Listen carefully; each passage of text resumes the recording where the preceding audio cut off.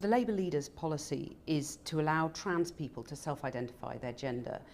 Does that mean if someone was born male but self-identifies as a woman, says they're a woman, that they could access a women's refuge? Well, the Equality Act says that there should be safe spaces for people, and so no, it wouldn't mean those things. But I think Then that's not self-ID then, is it? Because self-ID is someone saying, I am a woman, therefore I'm entitled to all the services that any other woman is entitled to. Well, the Equality Act explicitly, and we wouldn't change that, the Equality Act explicitly says that there should be places for people where necessary for people of a biological sex. But look, I think that people, if they make the incredibly difficult choice to identify as the gender they were not different from the sex they were born, that's incredibly difficult, and I would support anybody that made that decision and made that difficult journey. And I think this debate has become far too toxic.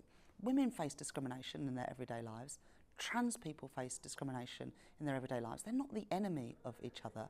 We need to bring people together, not divide people. This is just one more division in society we could do without. And I think it is a false dichotomy to say that these rights are being traded off against each other.